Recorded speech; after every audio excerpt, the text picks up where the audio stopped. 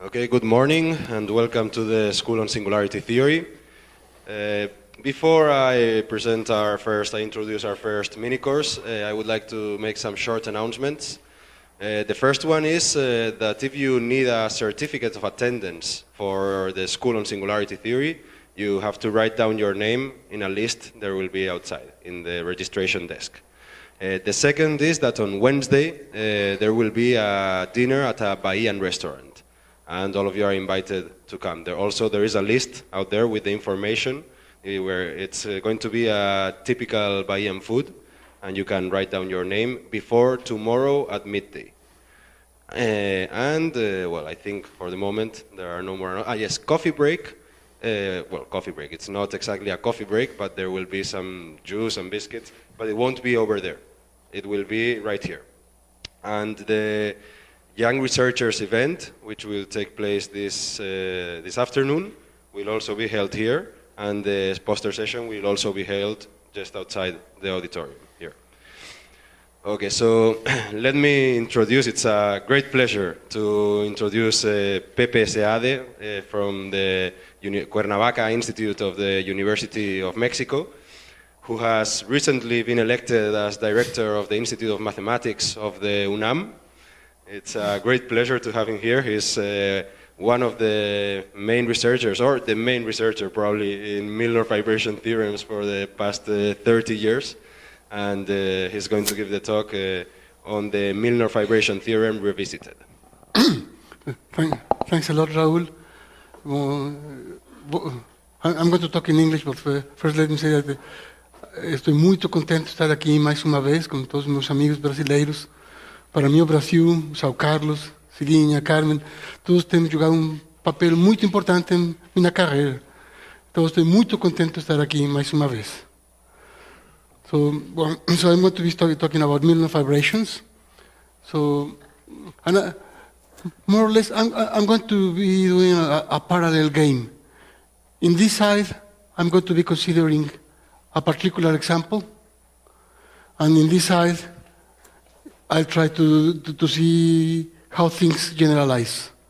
So today I'm going to give today and tomorrow I'm going to give basically a wide an overview of what is happening, what is known, and so on.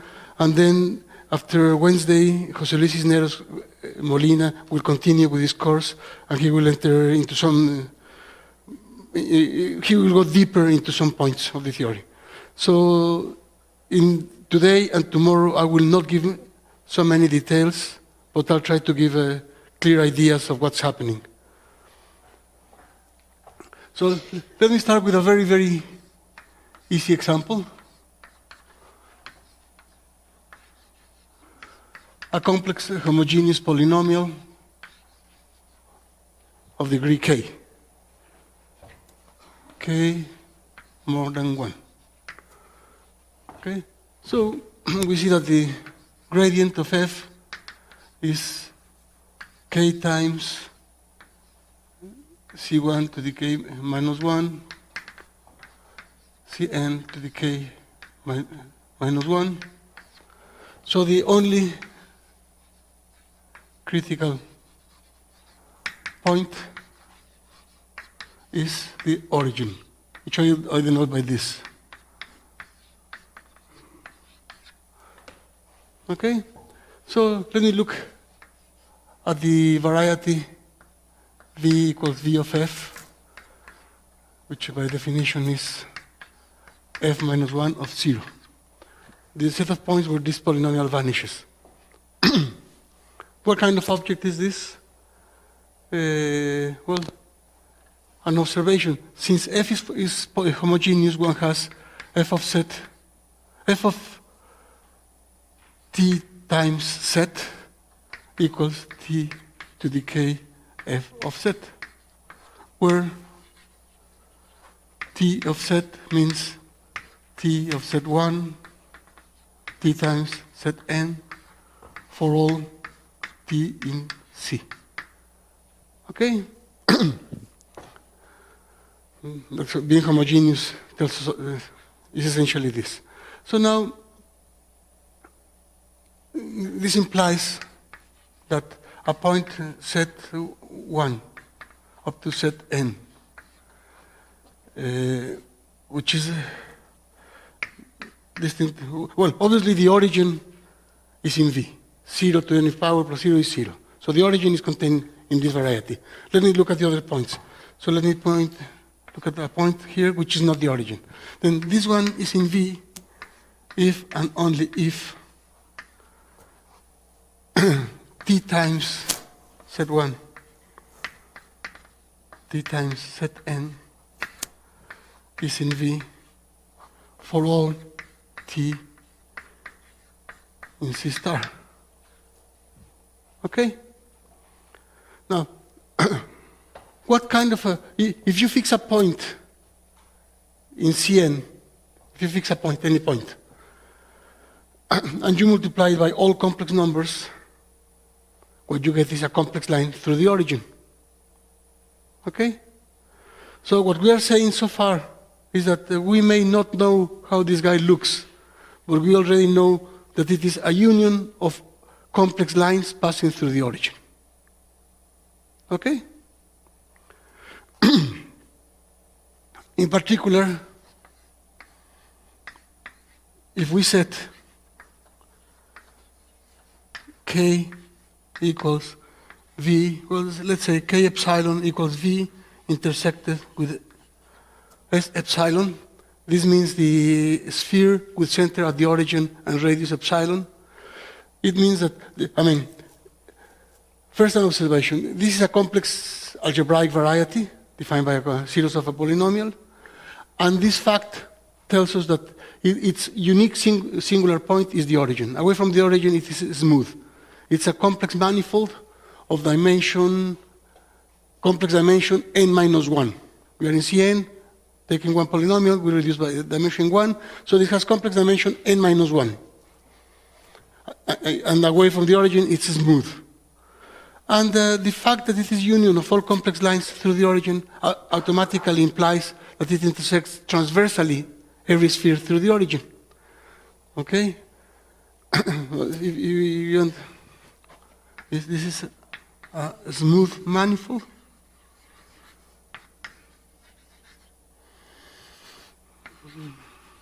Of dimension, real dimension, this is intersection with a real manifold. 2n minus 3. Okay?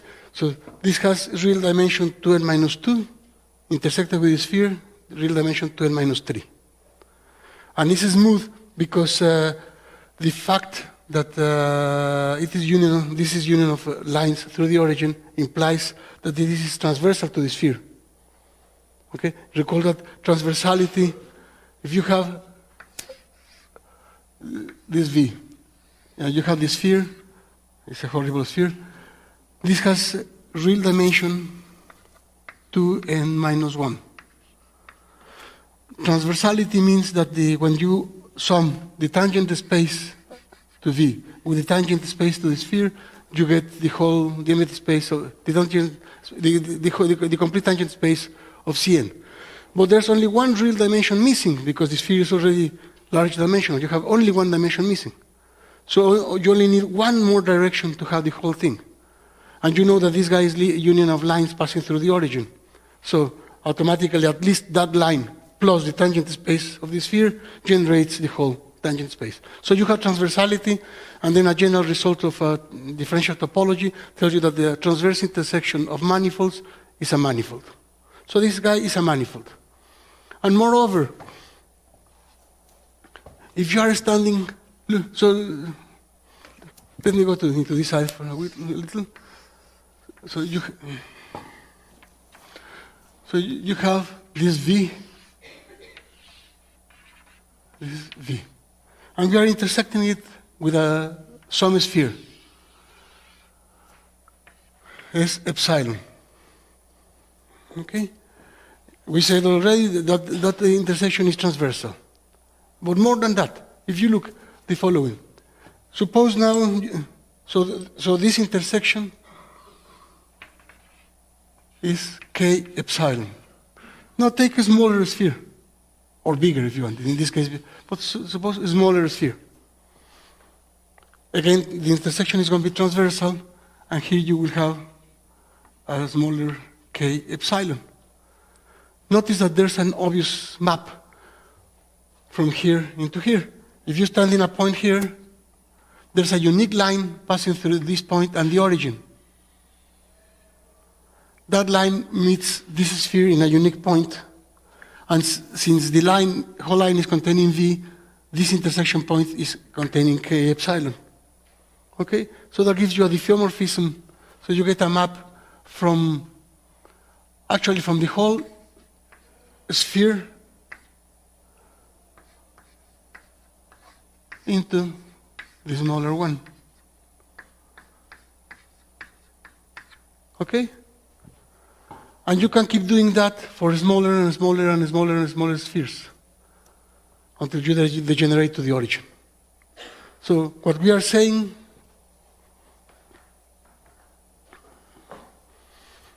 is a particular case that we have seen in this case, that we have the following theorem.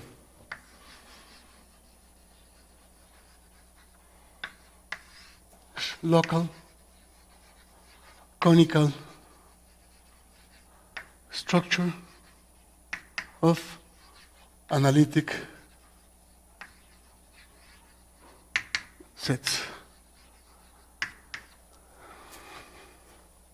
Let set be a real or complex analytic variety, and P a point in set, any point. So any variety defined by, say, it's just a local question, so suppose it's a germ defined by a number of equations in some Rm or in some Cm, real or complex, it doesn't matter. And take one point in it, any point you want. Then 2 points, I.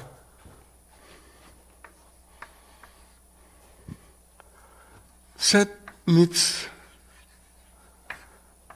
transversally. We put in brackets something that I will explain now in the stratified sense. I will explain this in a moment. Every sufficiently small sphere. So this guy, let me assume it is containing some Rn, which can be complex space or real space, it doesn't matter. So any small sphere in Rn centered at P. Now, what does it mean, these words? Suppose set has an isolated singularity at this point, like in the example we have. Suppose this has an isolated singularity. Then forget what I'm saying here. If it has an isolated singularity, then what we are saying is that set intersects transversally every sufficiently small sphere. Now, what happens, for example, if you take the map from R3 into R, which x, y, set goes to x, y, set? Very simple example. Which is its zero set? The 3 coordinate planes. Okay? So if you have the 3 coordinate planes, and you take, for example, the origin, and you take a sphere on the origin, I think intuition tells us that there's a transverse intersection. But transversality means that when you take the tangent space of the sphere plus the tangent space of the variety, you get the whole thing. But what is this tangent space at a singular point? Okay, so when you have non-isolated singularities, you have to do something. I'll explain what you do now. I'll explain this in a moment. Let me just finish with the statement. And two,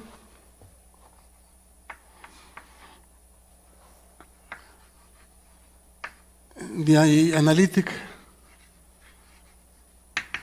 set K epsilon equal, by definition, V intersected with the sphere. The topology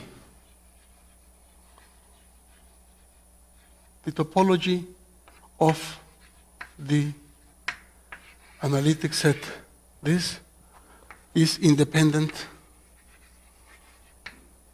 of choice of epsilon, so long as it is sufficiently small, and if we take the pair ball, V intersected with the ball, this is just the homeomorphic to the cone over the sphere, sphere intersected with V.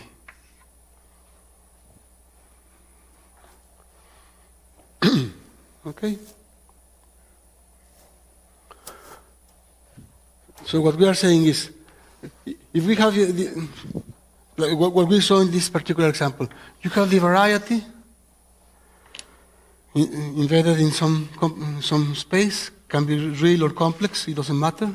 For this statement, it doesn't matter. You take the intersection with a sufficiently small sphere, this intersection, K epsilon. Sorry, very good point. It's C. Sorry, thank you. I always use them V, but now I try to be, since this is the general case, and it's thank you. So, this is V.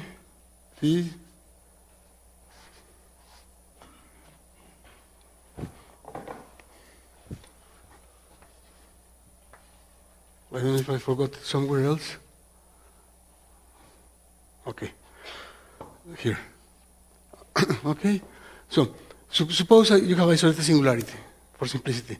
When you take this intersection, you get this manifold.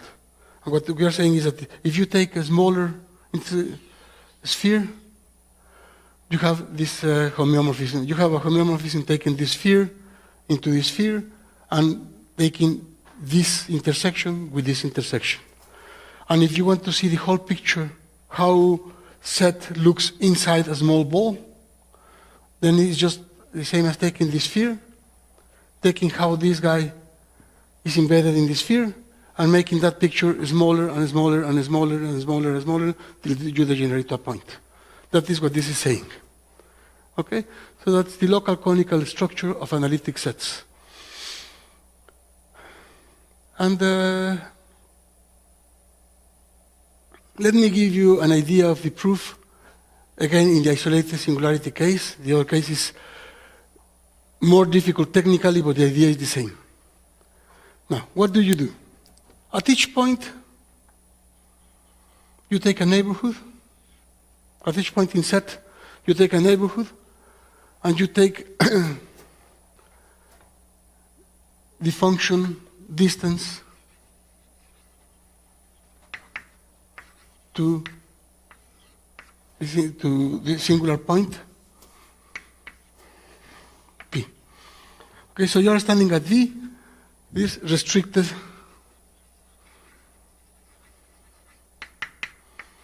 to V, to set.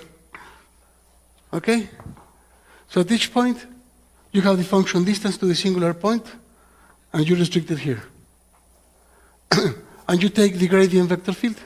That gives you a vector field, differentiable vector field, whose integral curves are tangent to set. Okay? And they are transversal to all these spheres. And you do that in a neighborhood, and you can extend that vector field to a little neighborhood for each point. Okay? So for each point in set, you define locally a vector field like that. Now, for each point away from V, you take the function distance to P, and you take the gradient vector field. The integral curves of the, and now you glue all of those by a partition of unity. The integral curves of those are the points, the integral curves converge all to the origin. And they are transversal to all points, to all spheres, except at the points where this variety happened to be tangent to the sphere. If at some point this variety does something like this, at this point, the function distance to 0 has a critical point. Okay, so the points of non-transversality are the points where this function has critical points. And those are the zeros of the gradient. So all of this is elementary differential topology. And it doesn't use anything really about analytic sets. Now we have to use machinery. And so we have a powerful lemma saying that whenever you have an analytic function, which in this case is the distance to the origin, distance to the singular point, whenever you have an analytic function defined on an analytic variety, and in a compact set, the critical values are isolated. So you use that, and then you find that for every sufficiently small sphere, this vector field we are constructing has no singularities, the solutions are transversal to all spheres and converge to the origin. Then using the lines of that vector field, we get the homeomorphism. Just like in this case, we use the straight lines through the origin. In general, this variety will not be a union of straight lines, but it will be a union of curves, which are integral curves of an appropriate vector field. And these curves fill out the whole ambient space in a little ball. These curves are tangent to set and give you this statement and give you this statement. Okay? So the general case in the isolated singularity case is exactly like in this example. Just here we have very easy, this is a union of lines. Those lines are the integral paths of a vector field, and they play the role that we have in general. Okay? Now, what if your variety has non-isolated singularities? I will not go much into that, but let me say a few words because it's important. I'm going to erase this.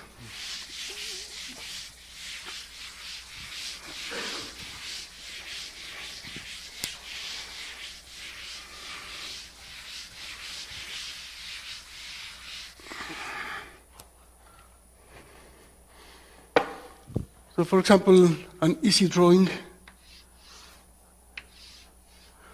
I will need Jean-Paul's assistance to make a more interesting drawing, but let me make a simple one. Suppose you have the intersection of two planes. And suppose that intersection is this thing. This is the axe where the two intersect. Terrible drawing. So I need your imagination. Okay? So if you are in an intersection point of the two planes, you cannot speak of the tangent space of the variety at this point. You have the tangent space to one plane and the tangent space to the other, so you are in troubles. Okay? But what you can do is to express, if this is set, the union of these two guys, you can express this as, let me say, this is the plane 1, this is the plane 2, and this is the singular set. So you can express set as P1 minus the intersection, union P2 minus the intersection, union the intersection. Okay? So what you are doing is giving a stratification of the variety. You are expressing this variety as union of smooth pieces of different dimensions. These are strata of dimension 2. This is a one-dimensional strata. And each of these has its tangent space. This is smooth. You have the tangent space to the stratum. Okay? So when you are in a point, that point is... So in general, whenever you have an analytic space, it always has stratifications. Okay? And if you are in a point, that point is in a unique stratum. So you can ask for that point, for the tangent space to that stratum to be transversal to a given sphere. And that's what we meant by transversality in the stratified sense. That there's always a stratification such that if you take the point and you take a sphere around that point, at each point in the space, the corresponding stratum is transversal to the sphere passing through that point. Okay? And to conclude, the conical structure is not enough to use any stratification. We need to use nice stratifications, which are the so-called Whitney stratifications. I will not use them, I will not go into more details, but Whitney just means that it is a stratification. It's a union of smooth manifolds which are glued in a particularly nice way. That means Whitney. And every analytic space has Whitney stratifications. So given your set, you take a Whitney stratification, and the statement is that with respect to any given Whitney stratification, you have the local conical structure in the analytic sense. Okay?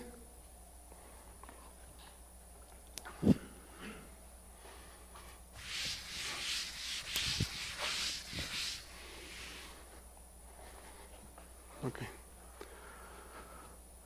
Okay, now.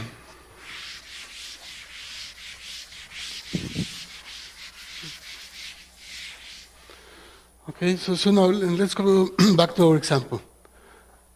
So what we know is that this is a cone over K epsilon equal V intersected with S epsilon.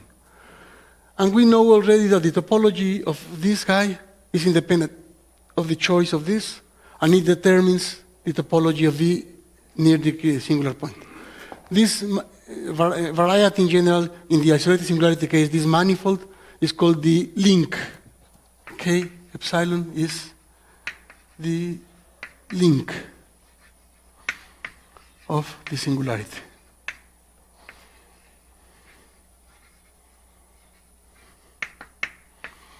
Okay. Notice that in this particular example, this is the link of the singularity, and usually you will denote it just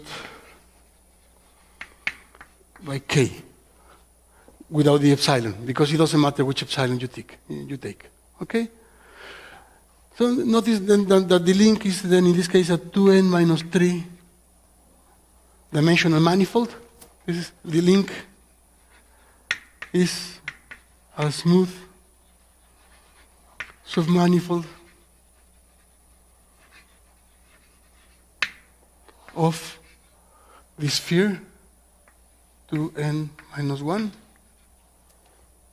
Okay, because it's the transverse intersection of V, in this case, with the sphere. This is a manifold, this transverse intersection, so this is a manifold, and this is actually a submanifold of this guy, of codimension 2 in the sphere. Codimension 3 in this space, but codimension 2 in the sphere. Okay? So this is what is called a higher dimensional knot.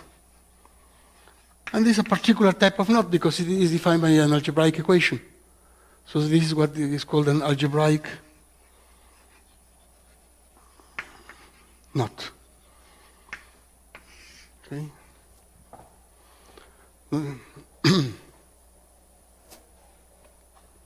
So whenever you have one complex polynomial, you look at the link, and the link, if the polynomial has an isolated critical point, the link is a smooth manifold and gives you a knot, an algebraic knot.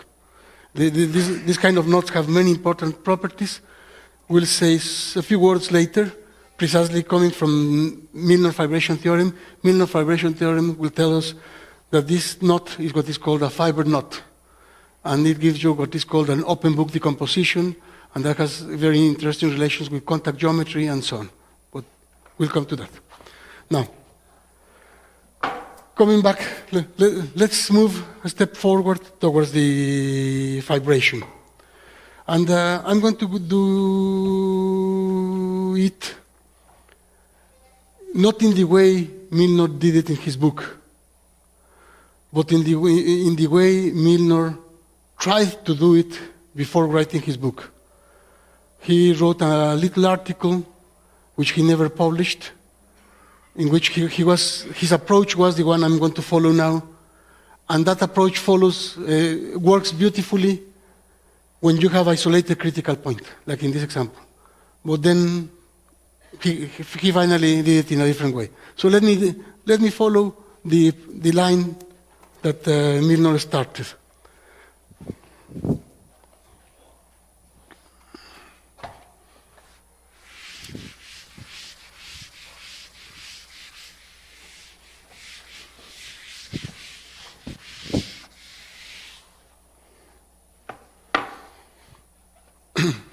Now, set Vt equals f minus 1 of t, for t in C. Okay, so we have this polynomial map from Cn into C, and we are looking at all the fibers.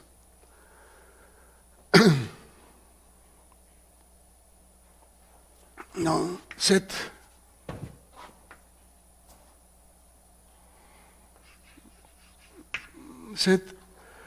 n delta to be f minus 1 of the circle of radius delta.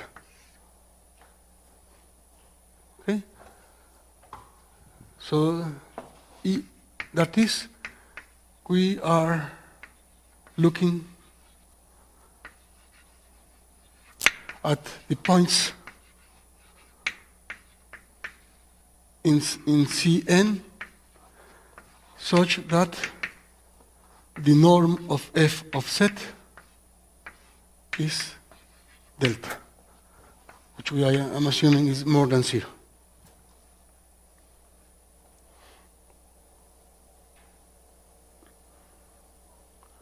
Okay, so we have, this is the special fiber, this is V, which is being mapped over the origin. This is the inverse image of the origin. And now we take some circle, and for each point here, we look at the corresponding fiber, which I called Vt. Okay? So for each point, we have this, which is like a tube around the special fiber. Now, of course, each of these is the inverse image of a regular value. Okay? Because the only critical point is the origin, so the only critical value is the origin. So all points in this circle are regular values, and the inverse image of a regular value is a smooth submanifold by the implicit function theorem. Okay? So all these are smooth manifolds. Now, take a point, set, let me denote by this, in f minus 1 of t, for some t. That means that f of set equals t, by definition.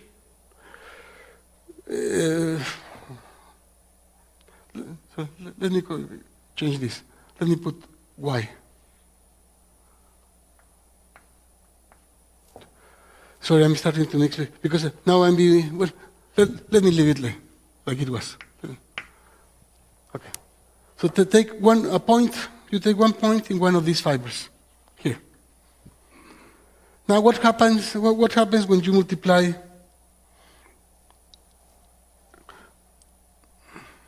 Yes, no, sorry, let me change it. Let me change here. No, this is okay, this is okay, sorry. Let me call me set not. Okay? It's a point here, which is the inverse image of some t. Now, what happens when you take lambda times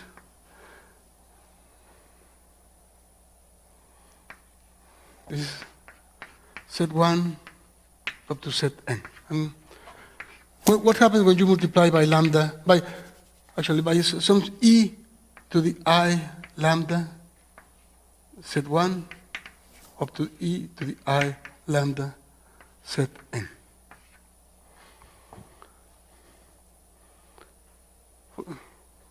So in other words, we take some complex number of unit length, and we multiply our point by that number. So this point is going to move somewhere else.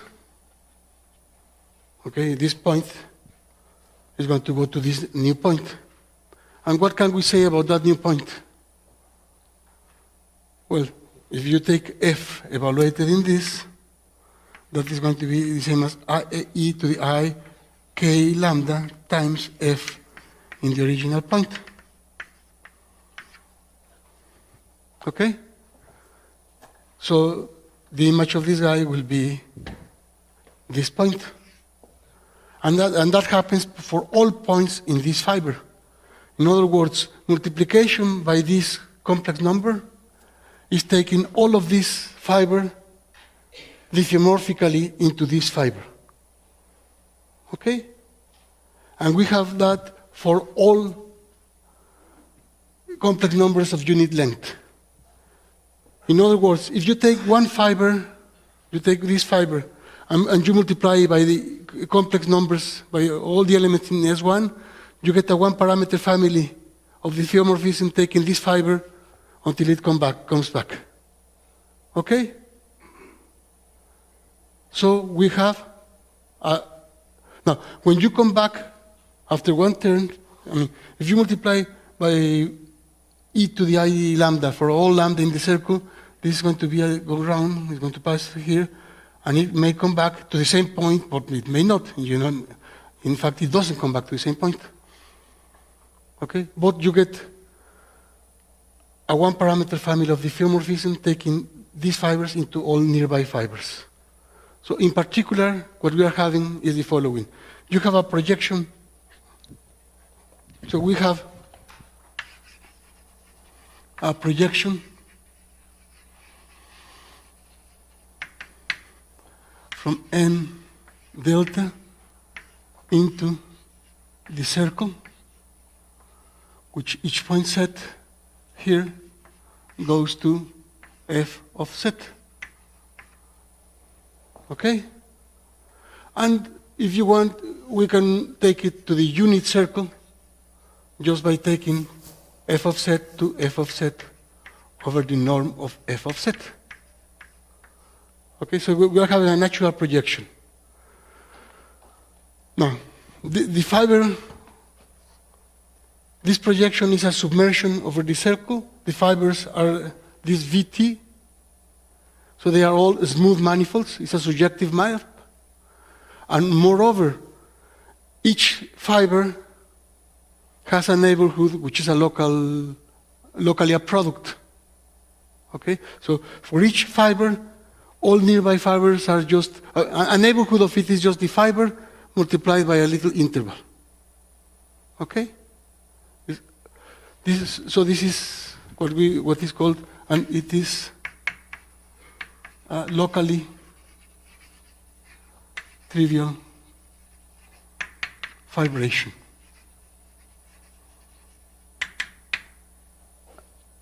I.e., by definition, locally trivial fibration means that the projection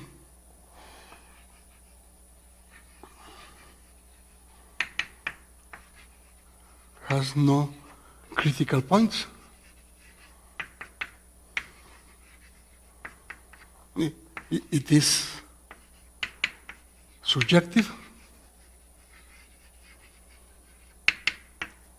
and for each point t in S1, let me call this project, this is P, well, P, and for each point here, pi to the minus 1 of t is Vt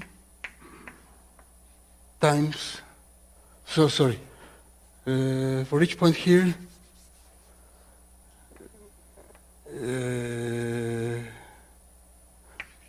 the fiber Vt equals pi to the minus 1 of t has a neighborhood of the form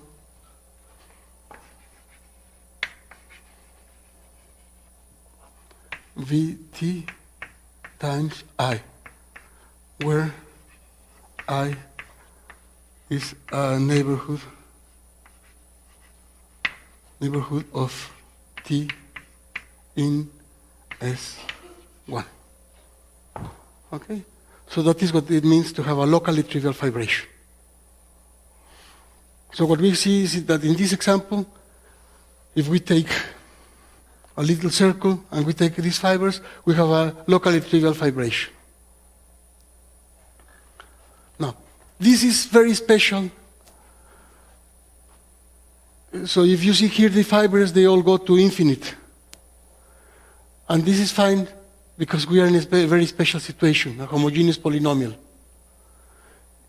In general, this doesn't generalize, but locally we have the same picture always. So let me state the theorem.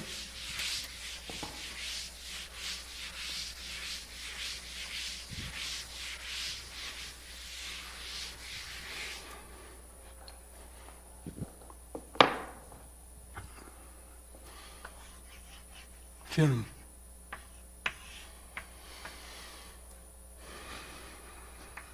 Let f from Cn, suppose taking the origin into C, a holomorphic map with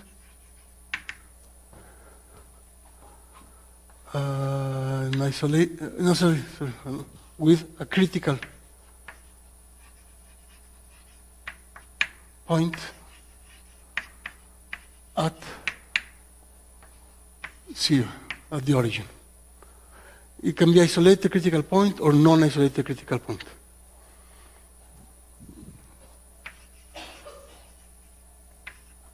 Then, well, set V equals f minus 1 of 0, Vt equals f minus 1 of t, and let epsilon greater than 0 be sufficiently small such that one has a conical structure for V in a sphere, in a ball of radius epsilon. So this is what is called a Milnor ball. Nowadays it's called a Milnor ball for the function. Okay? Then there exists delta sufficiently small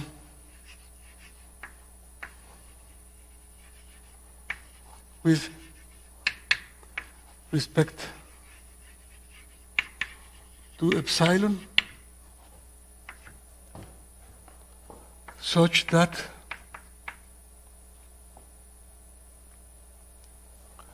the tube n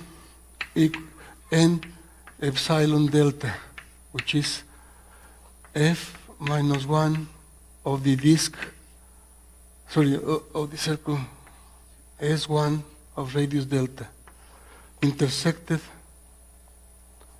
with the ball. Let me put this to emphasize. Well, with the ball, with the closure, fibers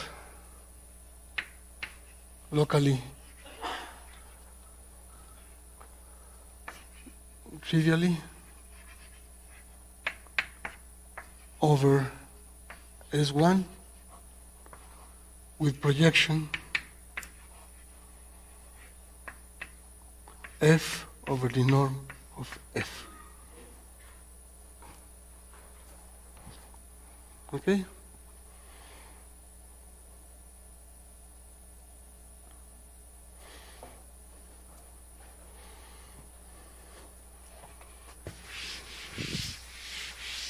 So this is the theorem that one has in complete generality.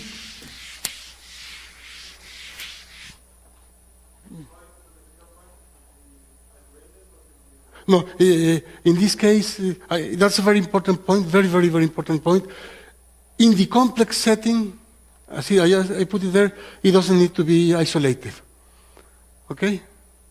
I'll say more about it in a moment. Okay, so let me make a drawing and explain something. So we have V, this special fiber, and we, in this example, we have all the fibers. So what we are saying now is, in general, is take the singular variety, the special variety. Now, take a ball sufficiently small so that inside you have a local conical structure. That's a Milnor ball. Okay? In this case, because it's homogeneous, any ball can work. It can be as small or as big as you want. But that's particular of this example. In general, take a sufficiently small Milnor ball. Now, once you fix your Milnor ball, once you fix epsilon, now you choose delta sufficiently small. What does sufficiently small here mean? Means the following. If you take all Milnor fibers, if you take a Milnor fiber which is over a point which is far away from zero, this Milnor fiber will be smooth, this fiber will be very nice, but will be far away and will not intersect this sphere. Now, if you take values which are closer to zero, a moment comes when this fiber will intersect the boundary sphere. But that intersection can be not very nice. There can be points where the fiber is tangent to the sphere, and you don't want that.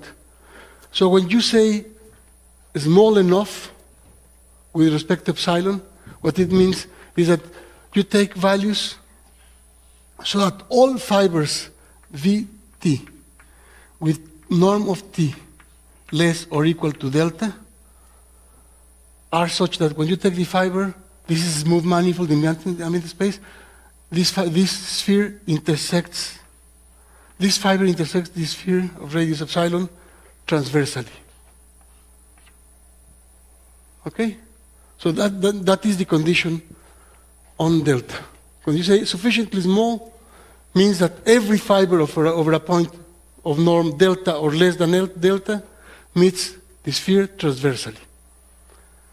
Now, how can we know that such a delta exists? How can we assure that it is possible to guarantee this condition?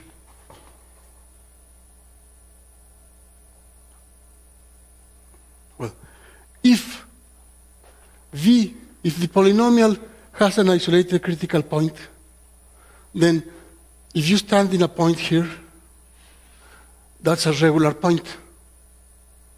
Okay? In a neighborhood of a regular point, we have the implicit function theorem. And it tells us that locally, the function looks essentially like a projection.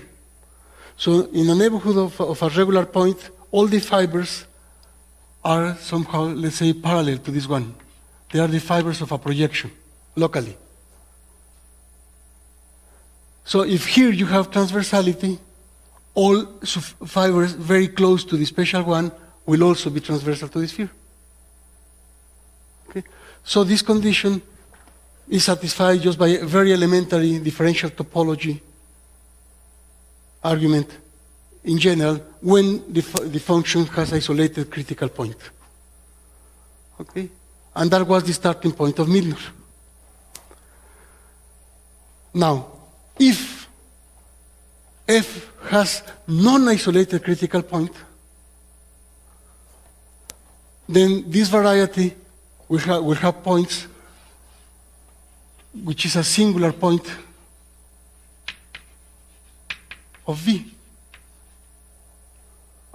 Then if you are in a singular point of V, the implicit function theorem doesn't tell you anything. And you cannot guarantee that even if here you have transversality in the stratified sense, you don't know how the nearby fibers behave. It could happen that if you take a sequence of fibers converging here and a sequence of tangent spaces to the fibers, when the tangent spaces arrive here, they arrive in a tangent way. It could happen. Okay? So that is the problem, and that is what Milnor didn't know.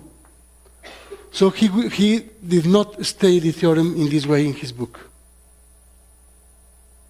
He stated in this way in his article in the isolated critical case point. And then for the book, he had to do it in a different way. But now we can state it because now we know that every holomorphic function satisfies what is called the Tom AF property, whatever it means. And the Tom AF property tells you that this behaves well. So in the holomorphic case, we can assure that there exists, given epsilon, there exists delta sufficiently small, such that all the fibers over points in this circle meet the sphere transversally, and then this makes perfect sense.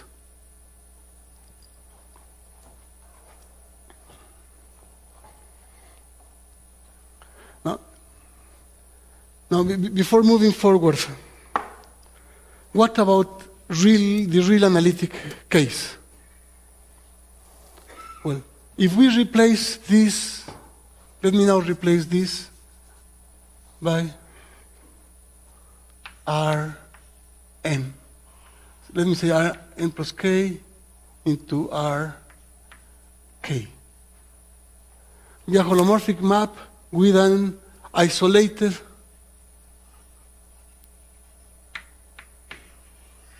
critical point. Yes, and here we put real analytic.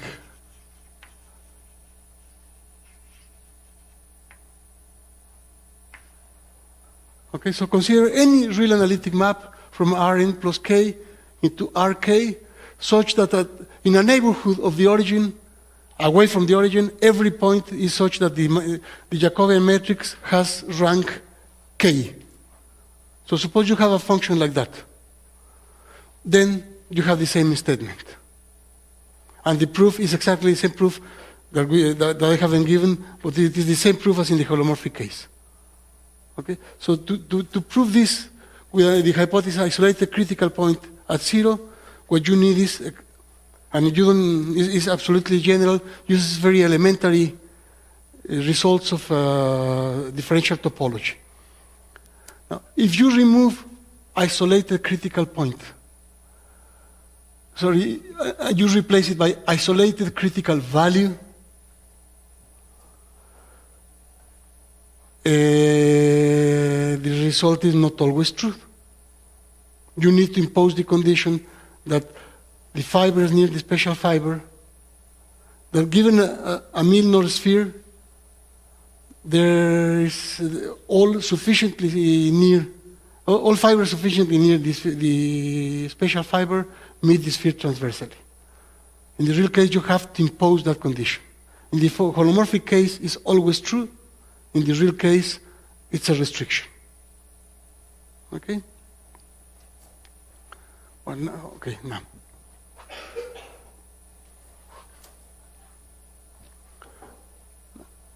Okay, now coming back to this example. Let me do it again.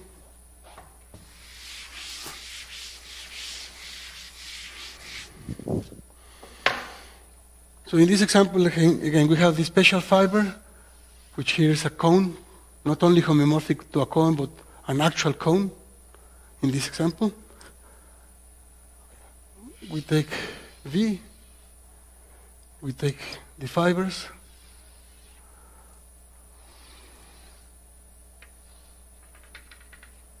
and so we saw in this example that multiplication, no, it's not a good color. So we saw that multiplication by scalars in the circle S1 of which is the set of all points of the form e to the I theta, and those the two with structure of locally trivial vibration.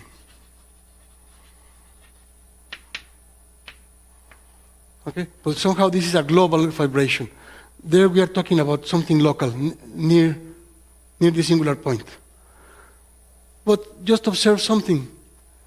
Multiplication in Cn by scalars is those are all isometries. They preserve the norm. So if you now take, say, fix the unity sphere if you want, fix the unity sphere, and now make n, or take any sphere you want, and now make n epsilon delta equals n intersected with b epsilon, and delta small enough, like there. So now we fix a sphere, we choose a delta sufficiently small with respect to epsilon, and we don't take the whole Milnor tube, we just take the part of the tube which is contained within the ball. Again, we have a locally trivial vibration. Now the fibers, each fiber is the portion, now the fiber is f minus 1 of t intersected with the ball. Okay? And this is the vibration we are talking about in that side.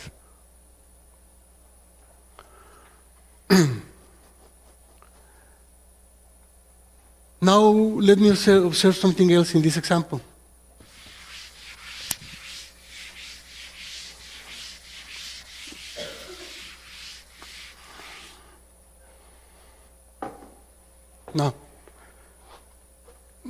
Now we are standing in a point. Now stand in a point here, set. Okay? So we know that set is in f minus 1 of t, intersected with the ball, and for the norm of t is our given delta. Now, what happens if we now multiply, if we take all points of the form lambda set, but now with lambda in the positive real numbers? What do we get? Well, we get a line, a real line passing through the origin and through the given point. Okay? Now, that line, in how many points this line meets this fiber? Only at the given point. Okay? Because the norm of this vector is lambda times the norm of the initial vector. Okay? And lambda is a positive real number, and there's only one positive real number of norm 1. Okay? So this line meets this fiber in only one point. And now we can continue that line until it meets this sphere in one point. And that is giving us, now, that is giving us actually the following.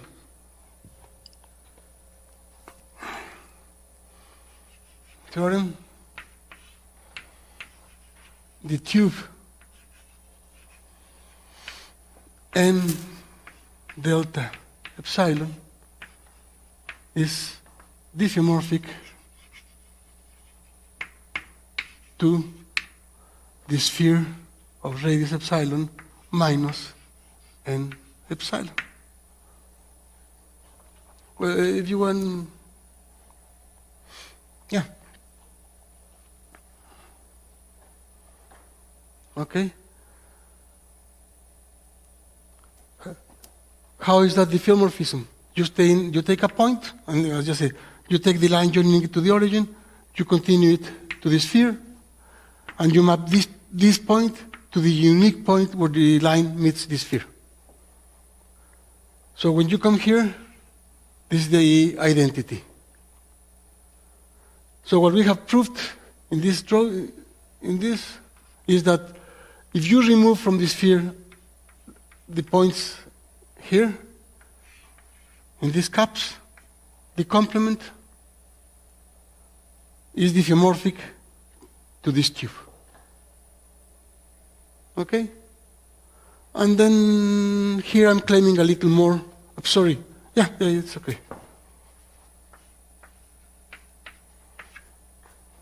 Okay? So all this, the complement of the tube in the sphere, all this is diffeomorphic to the tube, and with a very particular diffeomorphism. So now we can do the other way around. If you are in a point here, I'm going to give a map from here into the circle. Which is the map? I take this point. I join it by the unique line passing through this point and the origin, the unique real line. That point meets this tube in a unique point. And now I take f of evaluated in this point, and I divide by its norm. And I get a projection from here into the circle. Okay? So again, which is the projection? From here, I take the line through the origin. Look, it meets the tube in one point. Then I project by f, and then I make the complex number have norm 1.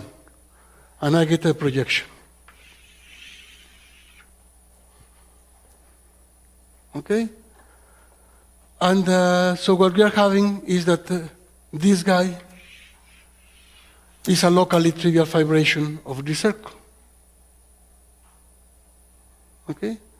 But notice that all these points, each point here inside is in a Milnor tube. So we can fill up all this with Milnor tubes of radius delta as delta tends to 0, except for the singular fiber.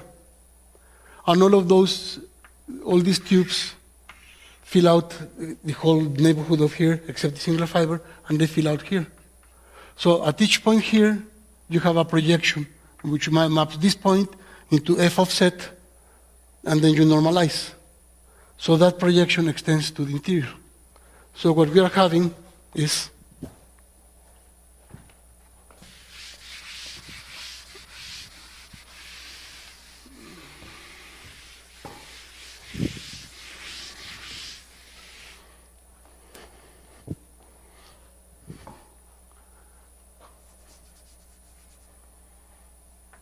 from Cn into C, the holomorphic with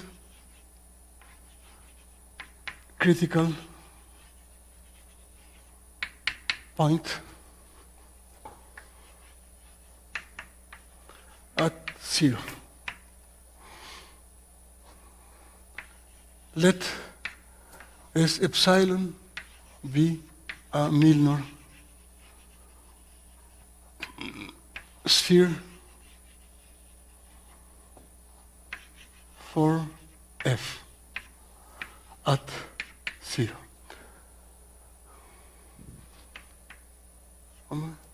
And set v equals f minus 1 of 0 and k the link.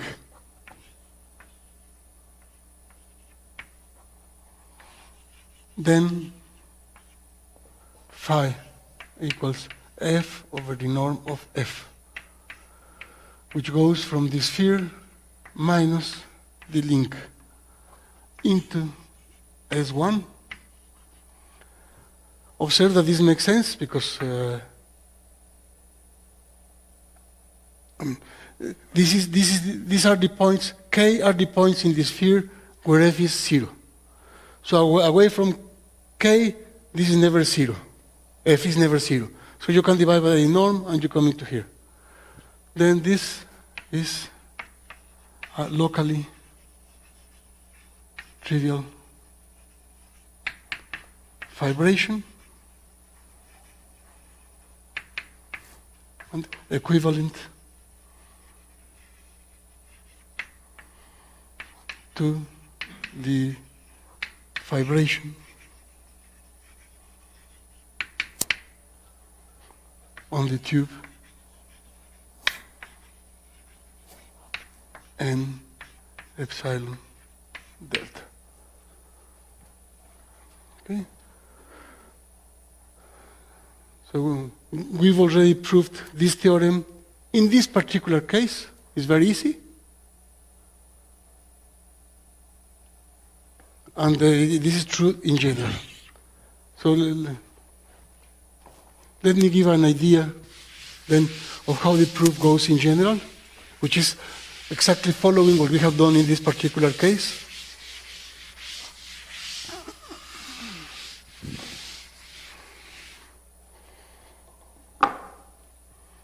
So outline of proof with almost no details at all, so it's just an idea of what you do. I will not say how you do it. I presume maybe José Luis Cisneros will say more. I don't know what exactly, but it's first prove that the tube, prove the locally trivial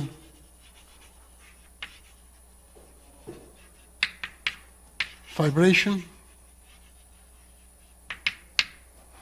of the tube over S1. Okay? So we have the variety. We fix a Milnor sphere. Given the sphere, we look at all points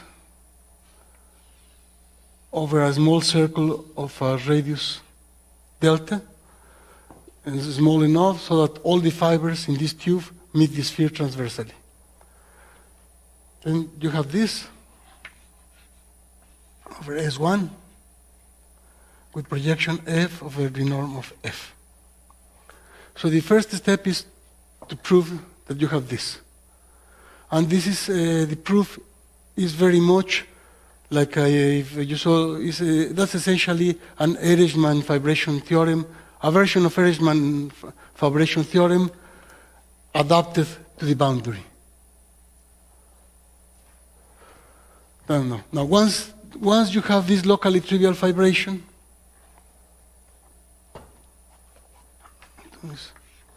and as I told you, this holds for all real analytic, and the same proof holds for all real analytic maps with isolated critical point, or for all real analytic maps with isolated critical value,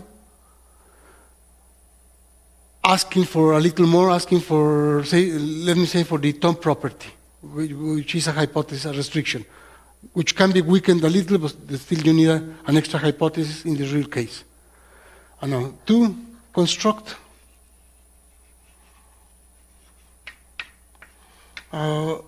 an integrable vector field on the ball minus V such that integral vector field, and we call it V, such that for each integral curve of V, one has each integral curve, let me call it gamma of T, of V, one has that the norm of gamma of T and the norm of F of gamma of T are strictly increasing functions of T. Okay? So we construct a vector field such that only its integral curve is defined in the ball away from the spatial fiber, and its integral curves satisfy that they are transversal to all spheres and transversal to all cubes. So if you are standing in a point, you take the integral curve through that point, that integral curve will never meet the same cube again, and it will eventually meet the sphere in a unique point. So this allows you to inflate the tube. And this vector field gives you a homeomorphism between the inside, between the tube, and that portion of the sphere away from these caps. Okay? And again, this you can do always in the real analytic case. And 3,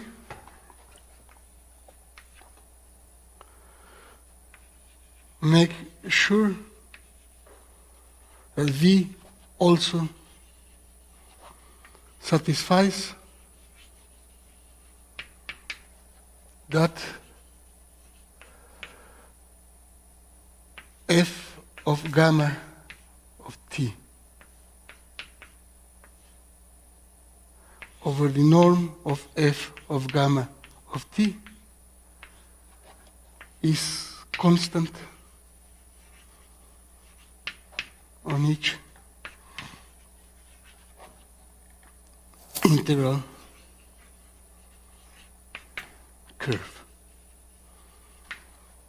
Okay? Remember that in our homogeneous case, the integral curves were the straight lines obtained by multiplication by real scalars. And when you multiply by a real scalar, this number doesn't change.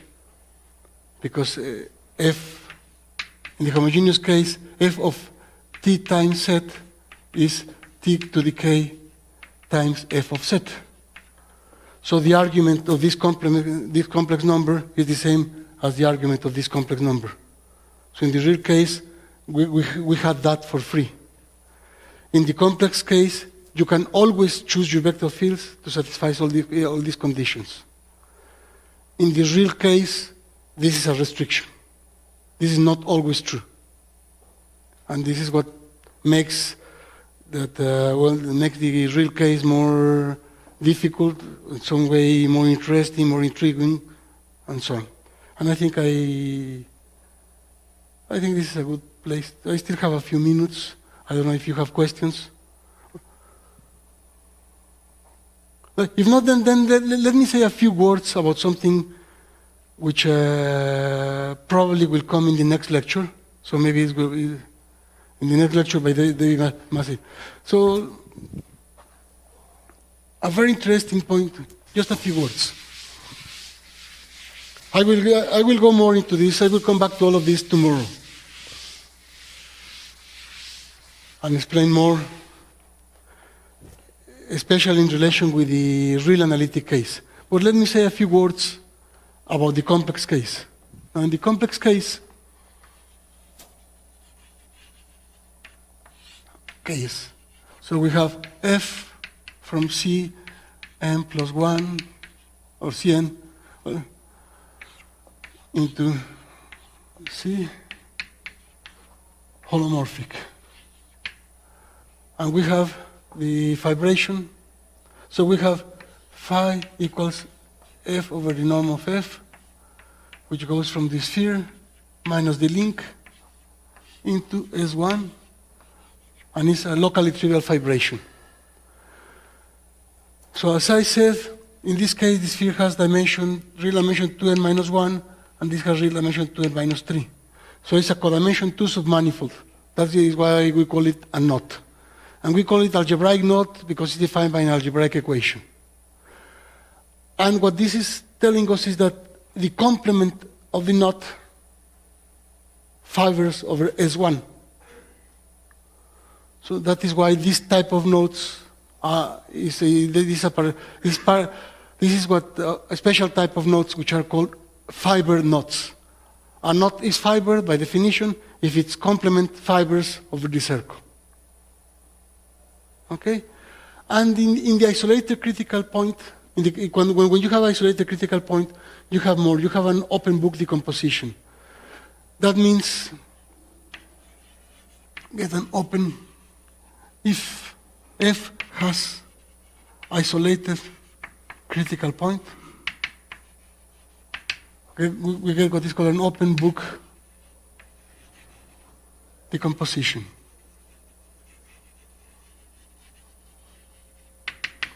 Of the sphere. Okay? In general, to have an open book decomposition of the sphere, or to have an open book, let me see, definition. Let M of dimension M be a smooth manifold.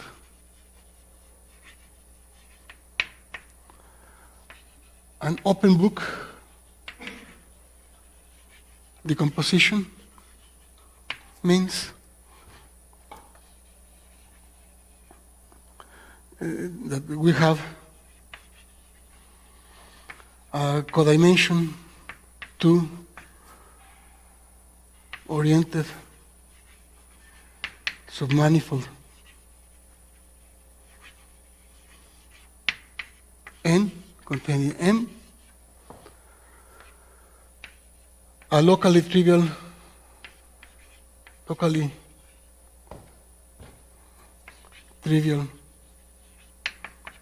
fibration I, which goes from M minus N into the circle S1, such that N has a product neighborhood. Let me call it V. I don't know. Has a product neighborhood of the form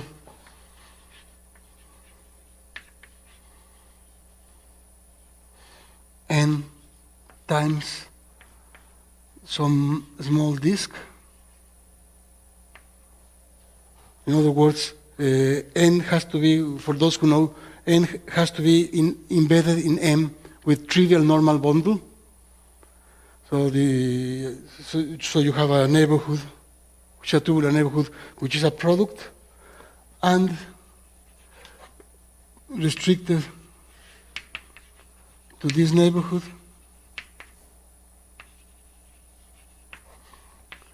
Pi is of the form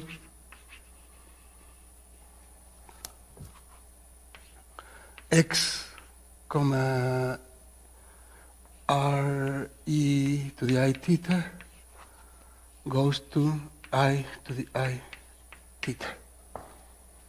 Okay?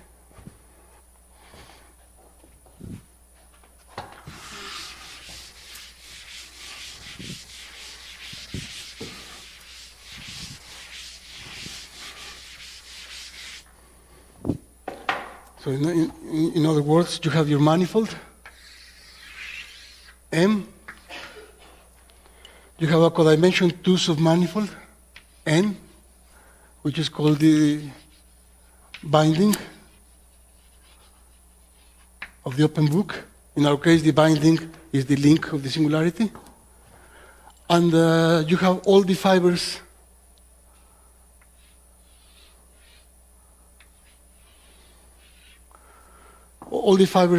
have the binding in their closure. So it's like a pencil. You have this codimension 2 submanifold, and then you have a family parameterized by the circle of manifolds of dimension 1 that have N in their closure, and they fill out the whole space. That's why it's like if you took a book, you open it completely, and you glue the covers. So it fills out the whole space. Okay? That's the idea for the name. So in this case, you have the Milnor fibrations give rise automatically to open books. So that's a very, very important thing in differential topology, in contact geometry, and so on. And on the other hand, the other version of the theorem, when you have the fibration on the tube, so this version is very good for topology, because it has strong relations with knot theory, with contact geometry, and so on. The other version, when you have the fibration in the tube, that is the good version for algebraic geometry, because that is the one that generalizes the functions on arbitrary complex analytic spaces. I will say more tomorrow. So you have this interplay between the two functions. And something very, very important in all of this is, what about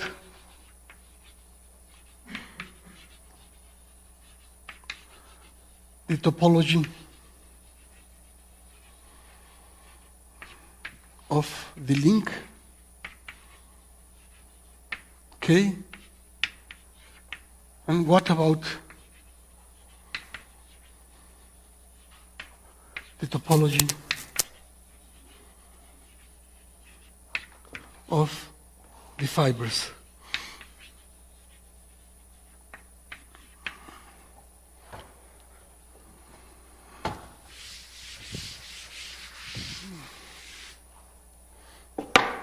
So you have the special fiber, which is f minus 1 of 0. And now you have all the nearby fibers,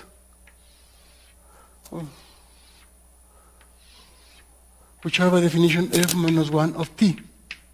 Now, all t's are regular values, so these are all manifolds. Then you have a one parameter family of manifolds, which degenerate to the special fiber.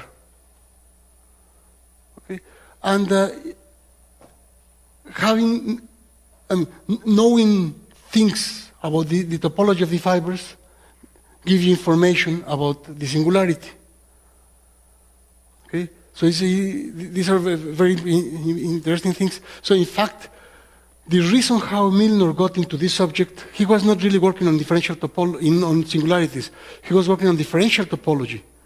And he wanted to produce exotic spheres. He, Briscoe, Hirsebruck, and many others in the early 60s, a few years ago, they were looking for ways of producing spheres, producing manifolds which were homeomorphic to spheres, but not diffeomorphic to spheres. That's what they are called, exotic spheres. So they were asking, can this be exotic sphere? Or moreover, when is it, and how to know if K is an exotic sphere? And the essential tool for that were first two results.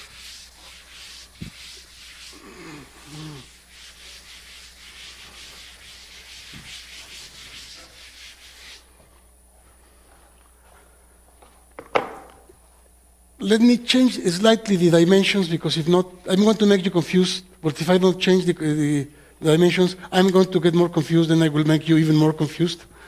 So let me suppose that we are going from Cn plus 1 into C. I was saying Cn into C. Now let me just shift, because in that case, V has dimension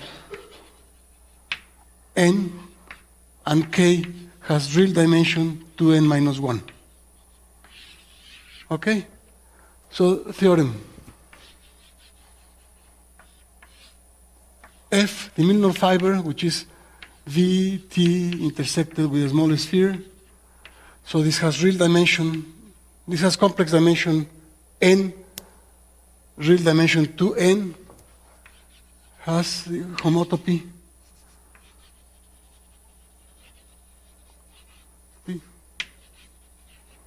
of CW complex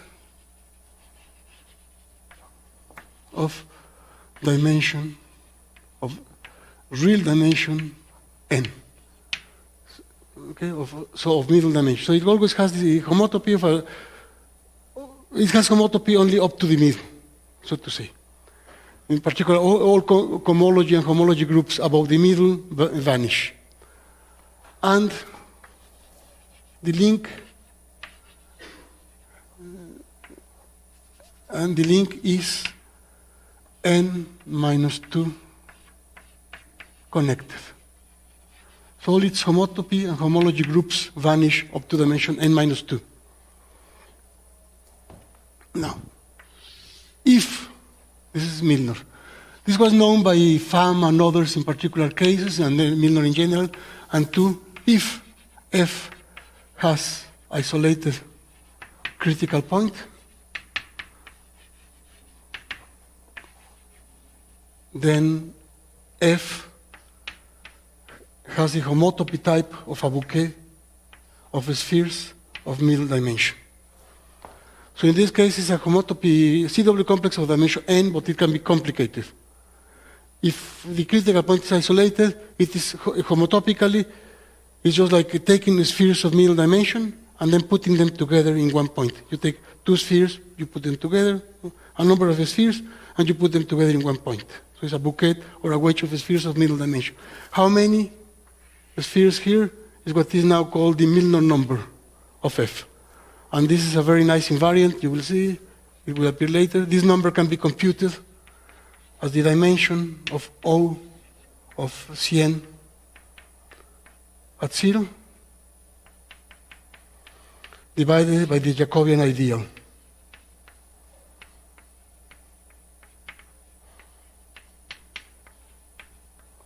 And it has many, many other interpretations. So it's a very interesting invariant. And this is very nice because if F has isolated critical point, I finish in a minute. If the F has isolated critical point, this is a manifold. And Milnor is telling you that it is a very highly connected manifold.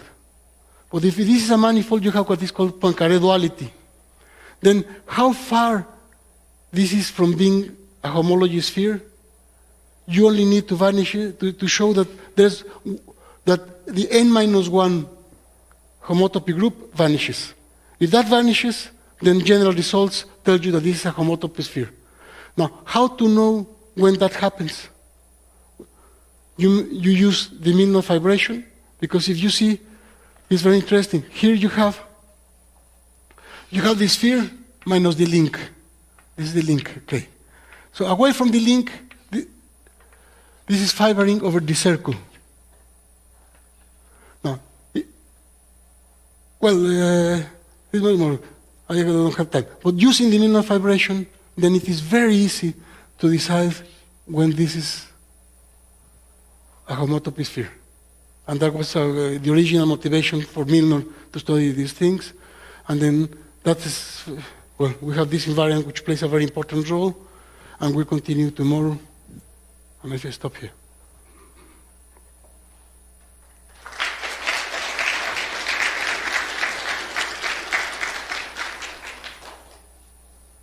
I don't know if there are questions.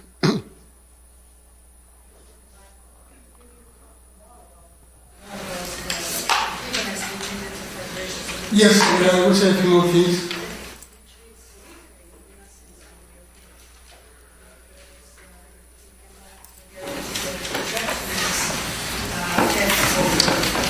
Yes.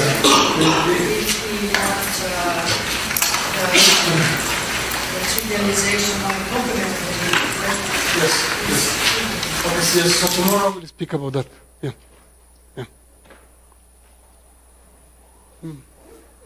So more questions or comments?